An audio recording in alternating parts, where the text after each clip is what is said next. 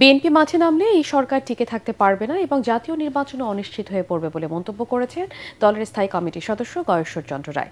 স্বাক্ষর করা জুলাই সনদে পরিবর্তন এনে ঐকমত্য কমিশন জাতির সাথে প্রতারণা করার পরও যথাসময়ে জাতীয় নির্বাচন আয়োজনের স্বার্থে বিএনপি রাজপথে আন্দোলনে নামছে না বলে জানান তিনি।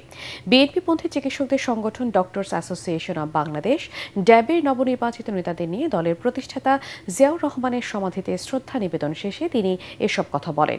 সুষ্ঠু নিরপেক্ষ নির্বাচন হলে বিএনপি বিপুল ভোটে জয়ী হবে দাবি করে গয়েশ্বর রায় বলেন, তাই নানা দাবির আড়ালে জাতীয় নির্বাচন পেছানোর ষড়যন্ত্র করছে একটি দল। জাতির সাথে এই 7 জন কমিশনার যে প্রতারণা করছে, ধোঁকা দেওয়ার চেষ্টা করছে, বোকা বানানোর চেষ্টা করছে, এটা সাধারণ মানুষও বুঝছে। আমরা যেহেতু একটা সুষ্ঠু অবাধ নির্বাচন চাই, তাই হয়তো যেভাবে প্রতিবাদ করার কথা আমাদের পক্ষ থেকে, আমরা সেভাবে প্রতিবাদ করছি না।